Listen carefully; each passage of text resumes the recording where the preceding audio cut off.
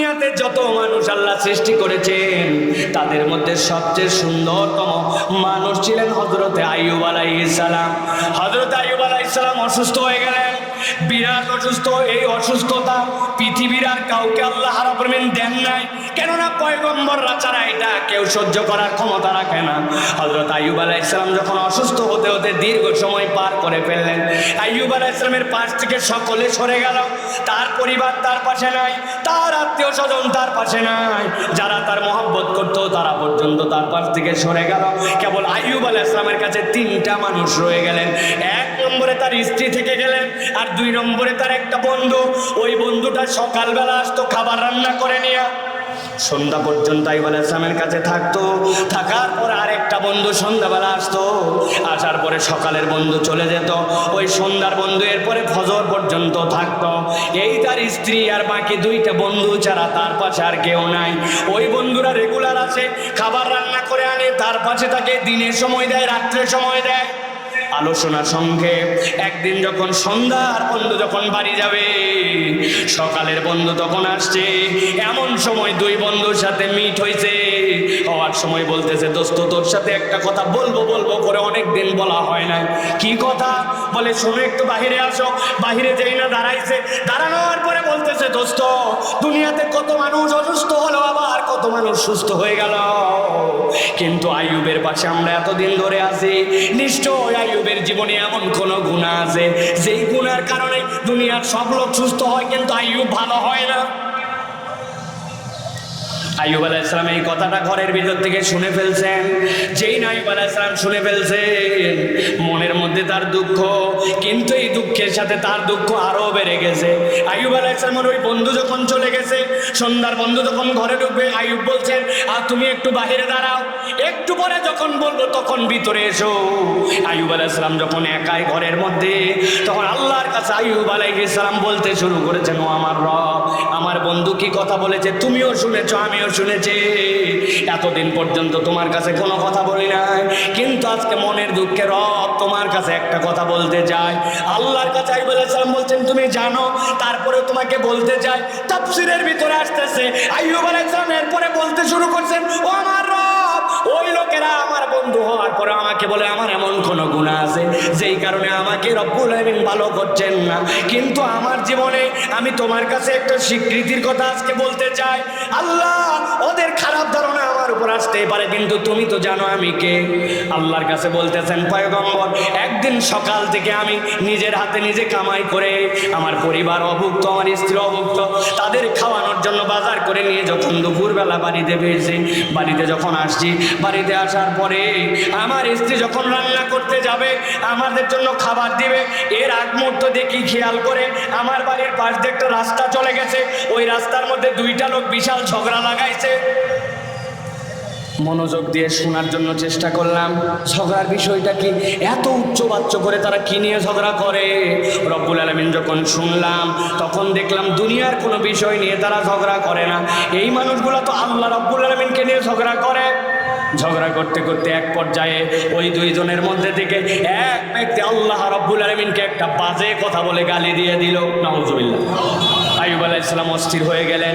দুনিয়ার মানুষের কাছে দুনিয়ার মানুষ যদি ভুল করে অথবা তাকে যদি গালাগালি করে, এটা তো কবিরা গুনাহ হয়, কিন্তু যদি সেই ব্যক্তি আল্লাহর ব্যাপারে গালি দেয়, এইটার উপরে সে অনড় থাকলে তাতে ঈমান চলে যাওয়ার সম্ভাবনা আছে।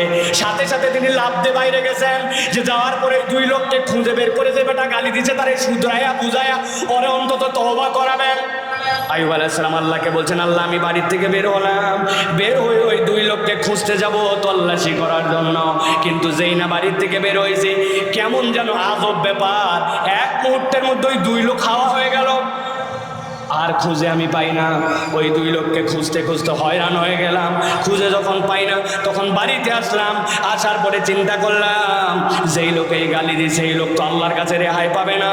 সকাল থেকে এই পর্যন্ত যে কামাই করে এনেছিলাম, স্ত্রী অভুক্ত, পরিবার অভুক্ত, নিজে অভুক্ত, কিন্তু আমি ওই খাবারটুকু সাথে সাথে হাতে করে বের করে নিলাম, আমি বাহিরে বেরিয়ে গেলাম, যাওয়ার পরে একটা মিসকিন খুঁজতে শুরু করলাম। যেই না একটা মিসকিন পেয়েছি, সাথে সাথে যতটুকু খাবার ছিল পুরোটুকু তখন তাকে দান করে দিলাম। আর নিয়ত করলাম, আল্লাহ এই দান আমার পক্ষ থেকে নয়, বরং না বুঝে যেই বান্দা তোমাকে গালি দিছে আল্লাহ তার পক্ষ থেকেই সাদাকা করলাম, তুমি মেহেরবানি করে তোমার বান্দাকে তুমি ক্ষমা করে দাও। আইয়ুব আলাইহিস সালাম বলছেন, আল্লাহ ওরা বলতেছে আমার এমন কোনো পাপ আছে যেই পাপের কারণে আল্লাহ আমাকে ক্ষমা করে না, আর আমি তো তোমার সেই বান্দা, নিজের কামাই নিজে না খেয়ে অপরের জন্য আমি দান করেছি আল্লাহ। এই কথা বলে আল্লাহর কাছে আইয়ুব আলাইহিস সালাম বলতে শুরু করলেন। আল্লাহ কোরআনে বলছেন, আল্লাহ রব্বুল আমিনের কাছে আইয়ুব ডাক দিলেন, ওয়া আইয়ুবা ইয নাদা রাব্বাহু আন্নী মাসানি আদ-দুররু ওয়া আনতা আরহামুর রাহিমিন। আল্লাহর কাছে বললেন আইয়ুব আলাইহিস সালাম, আয় রব্বুল আলামিন আমি অসুস্থ, গভীর মনোযোগ দেন, আয় রব্বুল আলামিন আমি অসুস্থ। আমি যদি অসুস্থ হই কি চাই? আল্লাহ এমন ডাক্তারের ব্যবস্থা করো, যে ওষুধ খাচ্ছি সেইটা দাও, আমাকে তুমি সুস্থ করে দাও। আয় রব্বুল আমিন আমার জন্য যেইটা ভালো হয় সেইটা তোমার পক্ষ থেকে ফয়সালা করো। আইয়ুব এইগুলো একটা কথাও বলেন নাই। আল্লাহ বলছেন এমনি এমনি কোরআনে এই কথা আনি নাই, কথা আইয়ুবের, কিন্তু আল্লাহ রব্বুল আলামিন হযরতে আইয়ুবের কথাটা নিজের মধ্যে বের করে আল্লাহ রব্বুল আমিনটাকে কালাম বানাইছেন। আল্লাহ বলছেন আইয়ুব আমাকে বলল, আল্লাহ আমি অসুস্থ, আর আপনার কাছে বলতেছি ওয়া আনতা আরহামুর রাহিমিন, যত দয়া সব দয়া আপনার পক্ষ থেকে, ভালো করে দাও, সেবা করে দাও, কিচ্ছু বলেন না। আল্লাহ বলছেন আইয়ুব আলাইহিস সালাম যখন এই কথা বললেন, আল্লাহ রাব্বুল আমিন আইয়ুবের কথা এত পছন্দ হলো, এক মুহূর্ত দেরি না করে আল্লাহ দুইজন ফেরেশতাকে আইয়ুব আলাইহিস সালামের কাছে পাঠালেন। সুবহানাল্লাহ। নিজে হাঁটতে পারেন না, আইয়ুব আলাইহিস সালামের স্ত্রী হাত ধরছেন, ধরে আইয়ুব আলাইহিস সালামকে নিয়ে গেছেন, যাই বাথরুমের মধ্যে ঢুকাই দিয়েছেন।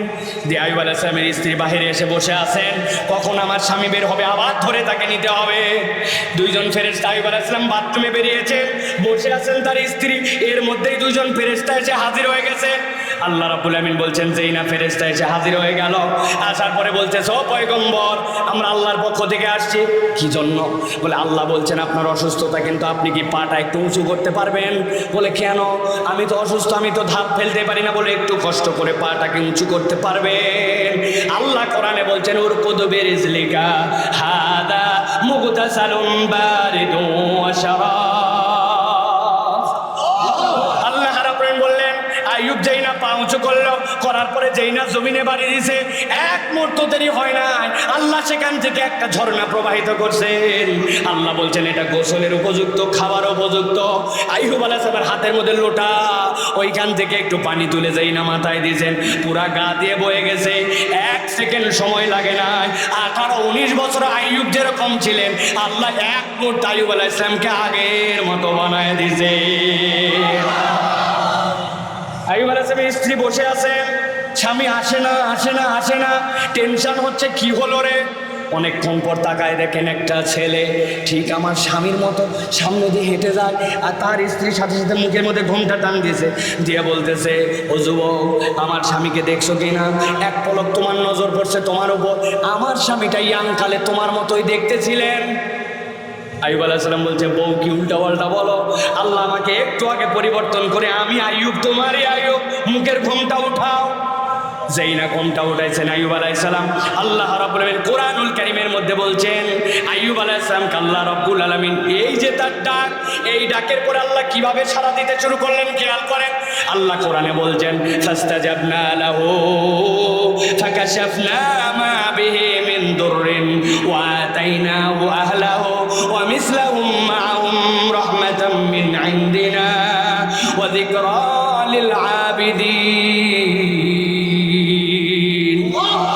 আল্লাহ রাব্বুল আলামিন বললেন, দুনিয়ার মানুষ ভালো করে খেয়াল করো, আমি আল্লাহ রাব্বুল আলামিন আইয়ুবের ডাক তৎক্ষণাৎ শুনছি, ফাস্তাজাবনা লাহু, আমি আল্লাহ রাব্বুল আলামিন তাকে উত্তর দিছি, ফাকাশাফনা মা বিহি মিন দুররিন, তার যত অসুস্থতা ছিল আমি রাব্বুল আলামিন সবগুলা দূর করে দিয়েছি। আল্লাহ বলছেন ওয়া আতাইনাহু আহলাহু, আমি তার পরিবারকে তাকে ফেরত দিয়ে দিয়েছি। মুফাসসিররা ব্যাখ্যা করছেন দুইটা, পরিবার ফেরত দেওয়া মানে কি? এক নম্বর, তার স্ত্রী যখন তার খেদমত করতেন, আইয়ুব আলাইহিস সালাম একদিন রাগ করে বলছেন, একবার খালি ভালো হই তোর পিঠে 100টা লাগাবো, 100টা। কয়টা? এখন আইয়ুব আলাইহিস সালাম দেখছেন যে আল্লাহ এখন শরীর দিছে, 100 লাগবে না, 2টা লাগালেই তো বেটি শেষ। এখন চিন্তা করছে আল্লাহ কথা বলেই তো ভুল করছে, আবার কসম করছে আল্লাহর কাছে। আল্লাহ বলেন, ও আমার পয়গম্বর, আপনি কি বলছেন নাকি কত জোরে মারবেন? না, আল্লাহ বলি নাই। আপনি কি বলছেন নাকি কত মোটা লাঠি দিয়ে? কয় না, আল্লাহ বলি নাই। আল্লাহ শিখাই দিলেন, আপনি 100টা ঝাঁটা শলাকা এক জায়গায় করবেন, করে পিঠের মধ্যে শোয়াই দিবেন, আপনার কথাও রাখা হবে, বইয়েরও কিছু হবে না। আমার আল্লাহ রাব্বুল আলামিন বলছেন, ওয়া আতাইনাহু আহলাহু ওয়া মিসলাহুম মাহুম রাহমাতাম মিন ইনদিনা। এইটার ব্যাখ্যা করতেন যেছেন মুফাসসিররা। আল্লাহ দেখলেন আইয়ুব অনেকদিন কাজ করতে পারে না, তার কোনো কামাই রুজি নাই, সঙ্গতি নাই।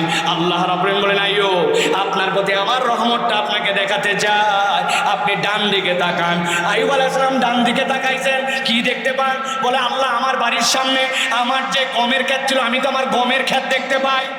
চোখ নিচু করেন, চোখটা নিচু করছেন, আল্লাহ উপর দিয়ে একটা এক্সরে মেশিনের মতো একটা মেঘ পার করে দিয়েছেন। আইয়ুব এবার ডান দিকে তাকান। আইয়ুব আলাইহিস সালাম দেখলেন ডান দিকে যত ধান ছিল, যতগুলা গম ছিল, সব স্তূপ। তবে এই গমগুলার গম নাই, আল্লাহ সবগুলাতে সোনার গমে রূপান্তর করে দিয়েছে। বামের দিকে তাকান, কি দেখতে পান? আল্লাহ, আমি আমার বামের দিকে জবের ক্ষেত দেখতে পাই। চোখ নামান, যেই চোখ নামাইছেন আল্লাহ একটা মেঘমালা প্রবাহিত করেছেন। সাথে সাথে আইয়ুব আলাইহিস সালামের যত জবগুলা ছিল আল্লাহ সবগুলাই রূপায় রূপান্তর করে দিয়েছেন। সুবহানাল্লাহ। আইয়ুব আলাইহিস সালাম খালি গায়ে একদিন বসে আছেন। আল্লাহ বলছেন তার রহমত কেমন, জান্নাত থেকে টিড্ডি এসে এসে তার গায়ের মধ্যে বসে, সোনার পাখাওয়ালা জান্নাতের ফড়িং আসছে তার গায়ের মধ্যে। আইয়ুব আলাইহিস সালাম ফড়িংগুলা যেই পড়ে যায়, কোলের মধ্যে আস্তে আস্তে করে জড়ো করে রাখেন। আল্লাহ ফেরেশতা দিয়ে বলে পাঠাইছেন, এত সোনা দিলাম, এত রূপা দিলাম, আর ছোট্ট একটুখানি কেবল একটা ফড়িং, ওইটার গায়ের পাকা সোনা দেখে আমার পয়গম্বর সহ্য করতে পারে না। আইয়ুব আল্লাহর কাছে বলেন, আল্লাহ, আমি তো এটা সোনা দানার লোভে এইরকম করি না, আমার মতো একজন গোলামের কাছে আমার রব যা পাঠায় সেটাই আমার মনে হয় দয়া। আমি তোমার দয়াকে সম্মান করে এটা রাখতেছি, সম্পদের লোভে নয়। আল্লাহ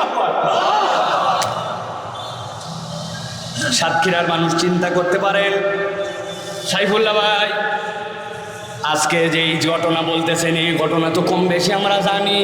তাহলে এত হাজার হাজার মানুষ, লাখ লাখ টাকা খরচ, আজকের এইখানে আইয়ুবের এই কথা বলে কি লাভ? ভালো করে খেয়াল করেন, পাসওয়ার্ড নম্বর 1 আল্লাহ বলতেছেন, তাই তো এই পর্যন্ত শুনে তোমার কি লাভ? আল্লাহ বলছেন, হ্যাঁ লাভ আছে। এই যা যা নিয়ামতের কথা বললাম, যা যা দয়ার কথা বললাম, যা যা বিপদ তার দূর করলাম, এটা কেবল আইয়ুবের জন্য নয়। আমি আল্লাহ বললাম, ওয়াযিকরা লিল আবিদিন, কিয়ামত পর্যন্ত আমার যত আব থাকবে, যারা আমার গোলাম হবে, আমি আল্লাহ রাব্বুল আলামিন এর মধ্যে তাদের জন্য স্মরণ এবং জিকির এবং শিক্ষা ঢুকাইছি। আল্লাহু আকবার।